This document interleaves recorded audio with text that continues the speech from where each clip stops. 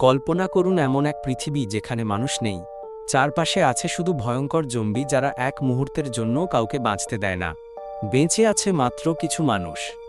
জম্বিরা প্রতি মুহূর্তে শিকার খুঁজছে। এই ভয়ঙ্কর দুনিয়ায় মানবজাতি কি শেষ পর্যন্ত বেঁচে থাকতে পারবে, নাকি জম্বিরাই পুরো পৃথিবী রাজত্ব করবে? জানতে হলে দেখুন আজকের মুভির গল্প, যার নাম হচ্ছে দি সাইলেন্ট জোন। কাহিনী শুরু হয় একটি ছোট্ট ছেলেকে দেখিয়ে যে তার ঘরে বসে মজা করে কার্টুন দেখছিল। কিন্তু হঠাৎ টিভির সমস্ত সিগন্যাল চলে যায় এবং সমস্ত চ্যানেলে একটি মাত্র সংবাদ প্রচার হতে থাকে যে এক অজানা ভাইরাস ছড়িয়ে পড়েছে, যা পুরো পৃথিবীকে ধ্বংসের মুখে ঠেলে দিচ্ছে। মানুষজন এই ভাইরাস দ্বারা আক্রান্ত হলে একে অপরকে কামড়ে দিচ্ছে এবং ভয়ঙ্কর জম্বিতে পরিণত হচ্ছে। ছেলেটি তখন ভয় পেয়ে দ্রুত দৌড়ে তার মায়ের কাছে খবর দিতে যায়। পথে তার বড় বোন এভিগেল তাকেও পেয়ে যায় এবং দুজনে মিলে মায়ের কাছে যায়। তাদের মা তখন বেশ আতঙ্কিত অবস্থায় ব্যাগ গোছাতে ব্যস্ত এবং তাদের বাবার সঙ্গে ফোনে কথা বলছে। তাদের বাবা একজন পাইলট ছিল, যার কারণে এখানে আসতে পারছিল না। তাদের বাবা ফোনে জানিয়ে দেয় যে ভাইরাস দ্রুত ছড়িয়ে পড়ছে এবং তারা যেন তার ফেরার অপেক্ষা না করে এবং যত দ্রুত সম্ভব শহর ছেড়ে চলে যায়। তারা বের হওয়ার সময় দেখে ছাদের উপর থেকে জম্বিদের আওয়াজ ভেসে আসছে। তার মানে জম্বি ঘরের ভিতরেও আসতে শুরু করেছে।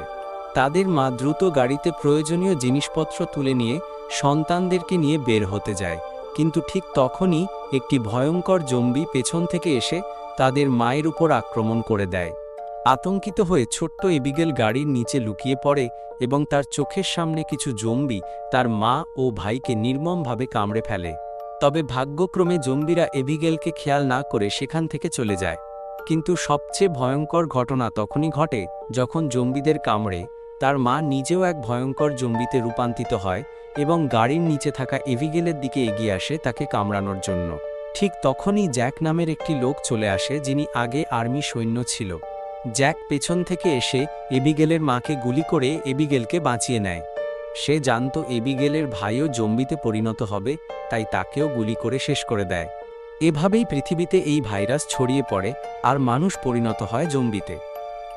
10 বছর কেটে যাওয়ায় পুরো পৃথিবীর মানুষ জম্বিতে পরিণত হয়েছে। হাতে গোনা কয়েকজন মানুষ বেঁচে আছে যারা মৃত্যুর হাত থেকে পালিয়ে বেড়াচ্ছে। তাদের মধ্যে জ্যাক ও অ্যাবিগেল অন্যতম। এবিগেল এখন বড় হয়ে গেছে এবং জ্যাক তাকে সন্তানের মতো লালন পালন করছে।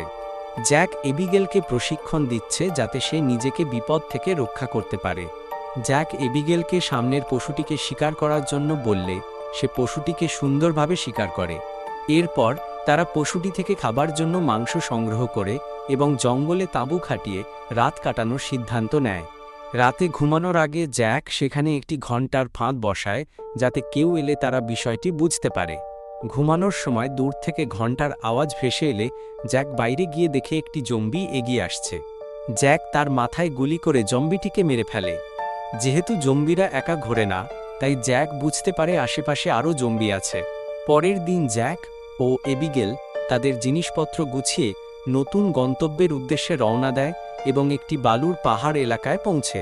পাহাড়ের উপর থেকে তারা দেখে অন্য একজন জীবিত মানুষ জম্বিদের হাত থেকে বাঁচার জন্য গুলি চালাচ্ছে। জ্যাক ও এবিগেল তাকে সাহায্য করতে চায়, কিন্তু জ্যাক এবিগেলকে গুলি চালাতে নিষেধ করে, কারণ জম্বিদের পাশাপাশি লোকটির গায়েও লাগতে পারত। তবে এবিগেল তা না শুনেই গুলি চালালে লোকটা মারা যায়। এরপর জ্যাক দ্রুত নিচে নেমে লোকটিকে মৃত দেখতে পায় এবং তার কষ্ট কমানোর জন্য নিজ হাতে তাকে শেষ করে দেয়। তারা লোকটির গাড়ি থেকে কিছু প্রয়োজনীয় জিনিস ও খাবার নেয়। এমন সময় আরও 3টি গাড়ি সেখানে এসে পৌঁছায়। গাড়িতে থাকা লোকজন তাদের সঙ্গীর মৃতদেহ দেখে বুঝতে পারে যে জ্যাক ও এবিগেল তাকে মেরেছে। তাদের দলে মেগান নামের এক অন্তঃসত্ত্বা নারী ও তার স্বামী ডেভিডও ছিল। তারা জ্যাক ও এবিগেলকে তাদের সঙ্গীকে হত্যার দায়ে অভিযুক্ত করে। জ্যাক ও এবিগেল নিজেদের বাঁচানোর চেষ্টা করে, কিন্তু তারা বিশ্বাস করে না। এমন সময় চারপাশ থেকে শত শত জম্বি এসে আক্রমণ করে। সবাই জম্বিদের সাথে লড়াই করে, কিন্তু জম্বির সংখ্যা অনেক বেশি থাকায় তারা একের পর এক নিহত হয়। শেষ পর্যন্ত জ্যাক, অ্যাবিগেল, মেগান ও ডেভিড একটি গাড়িতে করে পালিয়ে যায়। কিছুদূর যাওয়ার পর তাদের গাড়িটি নষ্ট হয়ে যায়। সৌভাগ্যবশত তারা ইতিমধ্যে জম্বিদের থেকে দূরে চলে এসেছিল। কিন্তু তাদেরকে নিরাপদ একটা জায়গা খুঁজে বের করতে হবে, কারণ জম্বিরা যে কোনো সময় তাদের গন্ধ শুঁকে এখানে চলে আসতে পারে। তাই তারা গাড়ি থেকে সমস্ত জিনিসপত্র এবং অস্ত্র নিয়ে সামনের দিকে এগিয়ে যাওয়া শুরু করে। সারাদিন হাঁটার পর অবশেষে তারা একটি পুরনো শহরে এসে রাত কাটানোর সিদ্ধান্ত নেয়। কাছে একটি নৌকা কলোনি আছে, যেখানে অনেক সার্ভাইভার একসঙ্গে থাকে। যেহেতু মেগান খুব শিগগিরই একটি সন্তান জন্ম দিতে চলেছে, তাই সেই কলোনিতে তার যথাযথ সাহায্য পাওয়া সম্ভব। তাই জ্যাক তাদের দুইজনকে জানিয়ে দেয় সকাল হলে তাদের নিজেদের পথ নিজেরাই বেছে নিতে। কিন্তু এভিগেল জ্যাকের এই সিদ্ধান্তে মোটেও খুশি ছিল না, কারণ সে জানত যে গর্ভবতী মেগানকে একা ডেভিড সেই কলোনিতে নিয়ে যেতে পারবে না। তাই অন্তত মেগানকে সেখানে পৌঁছে দেওয়া পর্যন্ত তাদের সাহায্য করা উচিত। জ্যাক তাকে বলে যে এই পৃথিবীতে তাদের শুধু নিজেদের নিরাপত্তার কথাই ভাবতে হবে এবং অন্যের জন্য নিজের জীবন ঝুঁকিতে ফেলা যাবে না।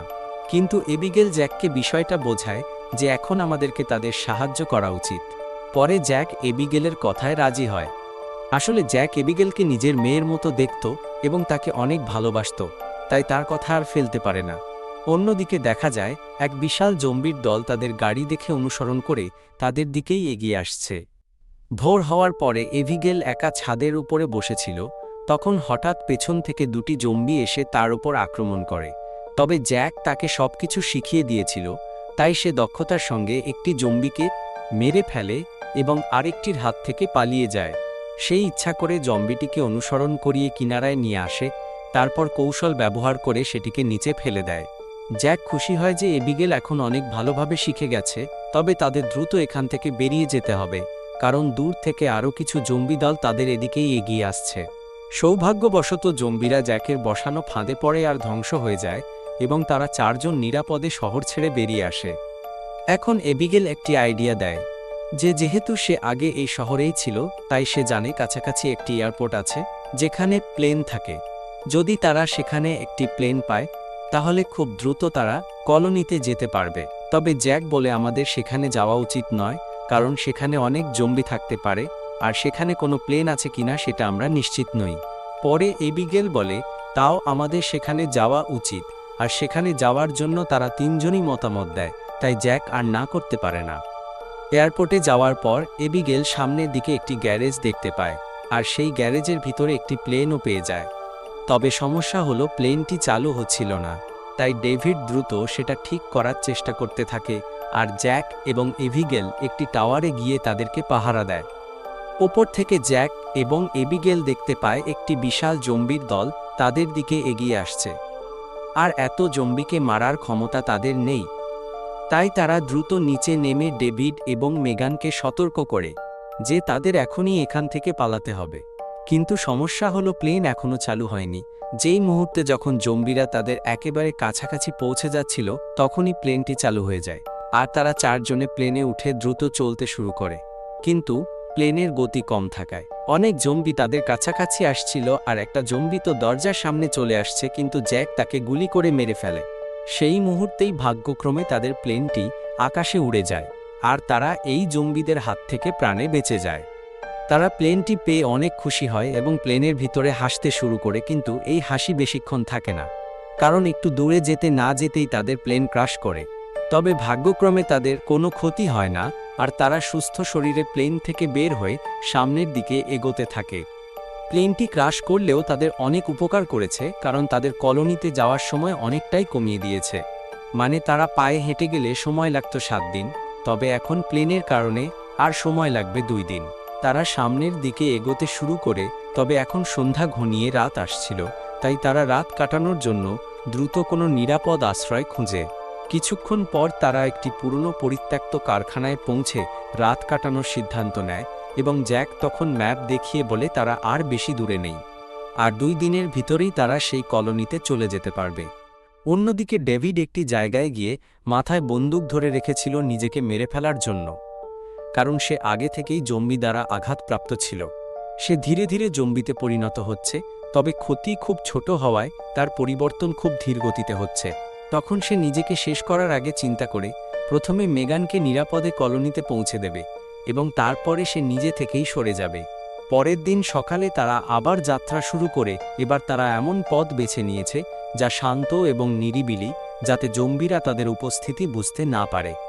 অন্যদিকে ডেভিড যেহেতু আক্রান্ত হয়ে গিয়েছিল, সে যতটা সম্ভব বাকিদের কাছ থেকে দূরে থাকার চেষ্টা করছিল, কিন্তু জ্যাক দূর থেকেই দেখে বুঝতে পারে যে সে আক্রান্ত হয়েছে। তাই মেগান আর এবিগেল সামনে গেলে পিছন থেকে জ্যাক তাকে ধরে ফেলে। আর ডেভিড তাকে বলে যে সে কাউকে আঘাত করবে না, সে শুধু চায় তার স্ত্রী মেগানকে সেই নিরাপদ কলোনি পর্যন্ত পৌঁছে দেবে। তাই জ্যাক তাকে একটা সুযোগ দেয়।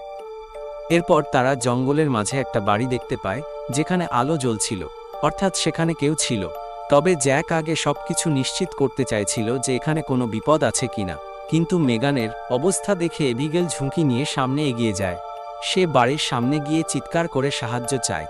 তখনই নর্টন নামের একটি ব্যক্তি বেরিয়ে আসে এবং তাদের সামনে শটগান রেখে সে বলে আশ্রয় দেব, তবে তাদের সব অস্ত্র বাইরে ফেলতে। এই কথা শুনে তারা তখন অস্ত্র ফেলে দেয়। এরপর নর্টন তাদের স্বাগতম জানিয়ে নিজের পরিচয় দেয়। সে জানায় সে একজন বিজ্ঞানী, আর সে গবেষণা করার জন্য জঙ্গলের এইখানে ঘর বানিয়েছে। এইখানে কোনো জম্বিও আসে না। নর্টন তাদের খাবার খেতে দেয় এবং তারা খুশি মনে খেয়ে নেয়। খাবার খাওয়া হলে নর্টন তাদেরকে জুস এনে দেয়, আর সে বলতে থাকে কিভাবে তার আবিষ্কারের মাধ্যমে এইসব কিছু করেছে এবং কেন জম্বি আবিষ্কার হওয়া দরকার ছিল। তার মতে মানুষ কেবল নিজের স্বার্থের জন্য পৃথিবীকে ধ্বংস করছিল, কিন্তু জম্বিরা ছড়িয়ে পড়ার পর পৃথিবী আবার নিজের জায়গা ফিরে পাচ্ছে। তার মতে জম্বিরা মানুষের উন্নত সংস্করণ, তারা কেবল খাওয়ার জন্য বেঁচে থাকে। নর্টনের কথা শুনে সবাই ভেঙে পড়ে যে কিভাবে কেউ এমন একটি দুনিয়াকে ভালো বলতে পারে। এদিকে ডেভিড বাথরুমে চলে যায়, কারণ ততক্ষণে জম্বি ভাইরাস তার শরীরে পুরোপুরি ছড়িয়ে পড়ছিল। সে নিজেকে ফ্রেশ করে আবার বাইরে আসে, কিন্তু অবাক হয়ে দেখে যে তার বাকি 3 সঙ্গী অজ্ঞান হয়ে পড়ে আছে, আর তাদের সামনে বিজ্ঞানী নর্টন দাঁড়িয়ে আছে। আসলে নর্টন সেই জুসে ঘুমের ওষুধ মিশিয়েছিল, যার কারণে তারা এখন ঘুমিয়ে পড়েছে। নর্টন তার হাতে একটা ডিভাইস পড়েছিল যার সাহায্যে জম্বিদেরকে নিয়ন্ত্রণ করা যায়। যেহেতু ডেভিড এখন অর্ধেক জম্বি, তাই তাকেও সেই ডিভাইসের সামনে মাথা নত করতে হয়। নর্টন পরে দ্রুত তাদের 4 জনকেই বেঁধে ফেলে, আর কিছুক্ষণ পর তাদের 4 জনের জ্ঞান ফিরে আসে। তখন নর্টন তার ভয়ঙ্কর স্ত্রীকে বের করে, যে কিনা অনেক আগেই জম্বি হয়ে গিয়েছিল, আর এখন তাদের 4 জনকে তার স্ত্রীর খাবার বানাতে এনেছে। নর্টন তার স্ত্রীকে খাঁচা থেকে বের করে আর বলে তাদের সকলকেই খেয়ে ফেলার জন্য, কিন্তু জ্যাক সহ তারা জম্বিটির প্রতিরোধ করছিল। এদিকে ডেভিড নিজেকে মুক্ত করে নেয় এবং নর্টনের স্ত্রীকে আঘাত করে মাটিতে ফেলে দেয়, আর নিজের সকল সঙ্গীদেরকেও মুক্ত করে দেয়। নর্টন পিছনের দরজা দিয়ে পালিয়ে যায়। এরপর তারা 4 জন দ্রুত তাদের জিনিসপত্র নিয়ে বাড়ি থেকে বেরিয়ে পড়ে। সৌভাগ্যবশত তারা বাইরে নর্টনের গাড়ি খুঁজে পায়, আর জ্যাক বের হওয়ার সময় চাবিটি নিয়ে এসেছিল। পরে সেটি চালিয়ে তাদের গন্তব্যের দিকে রওনা হয়। তবে রাতের অন্ধকারে জঙ্গলের মাঝখানে শত শত জম্বি তাদের পিছু নেয়। কিছু দূর যাওয়ার পর তাদের গাড়ি আটকা পড়ে যায়, কারণ সামনে একটি ভাঙা গাছ পড়েছিল। এখন চারদিক থেকে জম্বিরা ঘিরে ফেলেছে তাদের। তাই ডেভিড বাকিদের পালানোর নির্দেশ দেয় এবং নিজে জম্বিদের থামানোর জন্য লড়াই করতে থাকে, কারণ যাই হোক না কেন সে তো নিজেও জম্বি হয়ে যাবে। আর জম্বি হওয়ার আগে তার স্ত্রী এবং তার বন্ধুদেরকে রক্ষা করার সিদ্ধান্ত নেয়। কিন্তু শেষ পর্যন্ত ডেভিড জম্বির হাতে নিহত হয়। অন্যদিকে জ্যাক গর্ভবতী মেগানকে কোলে নিয়ে ছুটতে থাকে। অবশেষে তারা নিরাপদ কলোনি খুঁজে পায়। এবিগেল তখন সাহায্যের জন্য চিৎকার করে, কারণ তাদের পেছনে অনেক জম্বি ছিল। তখন কলোনি স্নাইপাররা তাদের কভার দিতে শুরু করে এবং কিছুক্ষণের মধ্যে একটি বোট এসে তাদের উদ্ধার করে কলোনিতে নিয়ে যায়। অবশেষে তারা 3 জন সেখানে পৌঁছায়, আর এখানে একটি নারী মেগানকে ডেলিভারি করাতে নিয়ে যায়। এরপর জ্যাক এবিগেলকে জানায় যে তাদের মিশন শেষ, তাই তারা কালকেই এখান থেকে দূরে চলে যাবে, কারণ জ্যাক চায় না যে এবিগেল এখানে থেকে দুর্বল হয়ে পড়ুক। তবে এই কথা শুনে এবিগেল রেগে যায়, কারণ সে আর একা থাকতে চাইছিল না।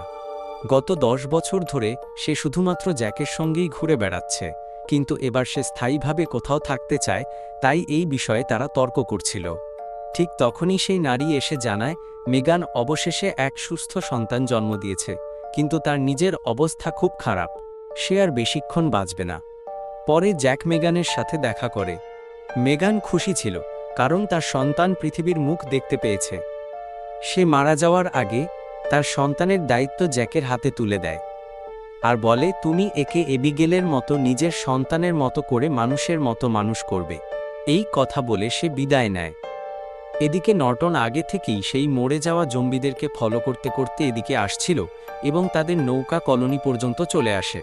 তার হাতে সেই ডিভাইসটাও ছিল, যার সাহায্যে সে জম্বিদেরকে নিজের কন্ট্রোলে নিতে পারত। কিছুক্ষণ পরে সে কলোনিতে আক্রমণ করে দেয় আর জম্বি তাদের সকলকেই নির্মমভাবে কামড়াতে শুরু করে। তবে এবিগেল ও জ্যাক একসাথে সকল জম্বিদেরকে গুলি করতে থাকে। নর্টন জম্বিদেরকে ইশারা দিয়ে জ্যাকের উপরে আক্রমণ করায়। জ্যাক পরে ছুরি দিয়ে সেই জম্বিকে মেরে ফেলে, কিন্তু সে চোখে একটু কম দেখছিল আহত হওয়ার কারণে। আর তখনই নর্টন চলে আসে এবং তাকে দেখে হাসতে শুরু করে। এই সুযোগে জ্যাক নর্টনের সেই ডিভাইসটি আঘাত করে ভেঙে ফেলে, যার কারণে জম্বিদের কাছ থেকে তার নিয়ন্ত্রণ চলে যায়। আর জম্বিরা তখন নর্টনের উপরে অ্যাটাক করে এবং সে জম্বিদের খাবারে পরিণত হয়। জ্যাক এবিগেলের সাহায্যে নিরাপদে উঠে আসে। এদিকে পালিয়ে যাওয়ার সময় এবিগেল একটি জম্বির হাতে তার নিজের নাম লেখা ব্রেসলেট দেখে, আর সে জম্বির পকেট থেকে পড়ে যাওয়া তার ছবি দেখে বুঝতে পারে এটি তার বাবা। সে 10 বছর আগেই জম্বিতে পরিণত হয়েছে। এবিগেল বহু বছর পর আজ বাবাকে খুঁজে পেল, কিন্তু সে আর মানুষ নেই। পরিস্থিতির চাপে পড়ে এবিগেল জ্যাকের সাথে দ্রুত সেই জায়গা ত্যাগ করে আর ট্যানেলের ভিতর দিয়ে তারা সেখান থেকে বেরিয়ে যায়। বাকি সব মানুষ আগে থেকেই সেখান থেকে বেরিয়ে গিয়েছিল। এখন তারা এই কলোনিকে বম দিয়ে ব্লাস্ট করিয়ে দেয়। আর ততক্ষণে জ্যাক ও এবিগেল সেখান থেকে চলে আসে, কিন্তু এর মধ্যেই এবিগেলের বাবা, যে এখন জম্বি, সে তাদের পিছু নেয় এবং জ্যাকের ওপরে আক্রমণ চালিয়ে তাকে কামড়ানোর চেষ্টা করে। এবিগেলের হাতে একটি বন্দুক ছিল আর তার সামনে দাঁড়িয়েছিল তার আসল বাবা। সে তখন জম্বি হয়ে জ্যাককে কামড়ানোর চেষ্টা করছিল। এবিগেল কোনো দ্বিধা ছাড়াই জ্যাককে বাঁচানোর জন্য তার নিজের বাবাকে গুলি করে মেরে ফেলে। শেষ দৃশ্যে জ্যাক ও এবিগেল একে অপরকে জড়িয়ে ধরে সিদ্ধান্ত নেয়, যতক্ষণ না তারা বেঁচে থাকার জন্য নতুন একটি নিরাপদ আশ্রয় খুঁজে পায়, ততক্ষণ তারা তাদের সাথেই থাকবে। আনন্দময় সমাপ্তির মধ্যে দিয়ে এই সিনেমাটি শেষ হয়।